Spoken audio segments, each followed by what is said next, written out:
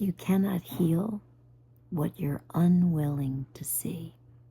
Gabby Bernstein writes this in Happy Days, The Guided Path from Trauma to Profound Freedom and Inner Peace. Are you perhaps ready to see for inner healing for Lyme? This was my very first step, being willing to see. I didn't want to before, for 10 years. To seriously hardcore really begin healing for me, the crucial aspect of that for ultimately healing Lyme was being willing to see. Let's keep it real here. In my lowest of low, and it was low, I had no expletive clue what I was doing or that I was doing that. I was just straight up near hopeless. I don't even know if it's straight up near. I was hopeless. I was standing there in my laundry room, speaking from the depths of despair, because there just didn't seem like there was any place else to go. There wasn't. I'd seen all the doctors, done all the things, 7 states, 40, I mean, just all the things, spent the money, done all the things. I had basically run out of externally applied healing methods. Putting it on your skin, putting it in your mouth, putting it in your veins, you name it. It was just me in a major mess of Lyme and tick-borne disease and losses. A lot of them. When I said to God, the angels, the holies, heaven, anyone and all that is divine who may or may not have been listening or paying attention, I dumped it out. Here, you take it. I can no longer deal. I was desperate. I was at the end. There was no place else to go. Nothing else to do. No one else to see. My old ways, the ways that I had tried and tried and tried to heal thus far, they weren't working. Yeah, okay, they got me from dying, and I wouldn't move from the neck down or speak at times, to functional-ish.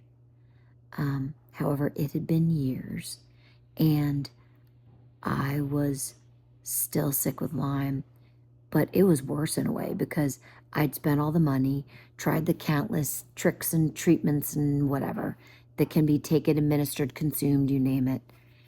And the common denominator with all those treatments that didn't end in total wellness was me. Yeah, gulp. So I basically said to the divine, whatever I gotta look at, do, change, deal with, I am in, because I can't do it anymore. I'm done. I'm so done with this version of me or whatever I gotta do. I had no clue.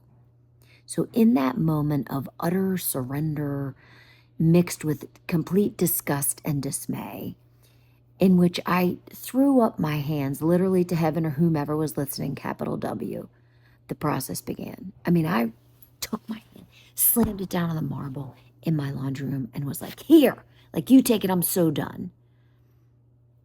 That was actually the beginning of the realest of the realest healing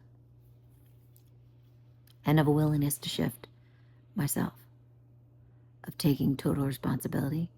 That's a humbler.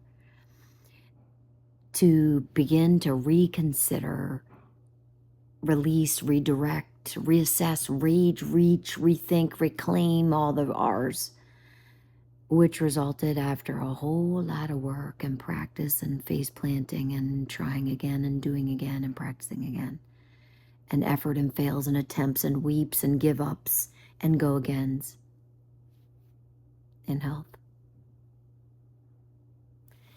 It was the hardest, most important, meaningful, soul deep work within, going inward and upward,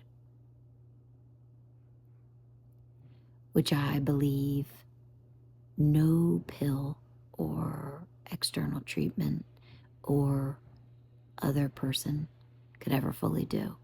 I think it's Buddha that said, maybe it's Gandhi that said, no one else can walk our path. So ultimately, after a harrowing, horrific, hard to even put into words journey, I came to this.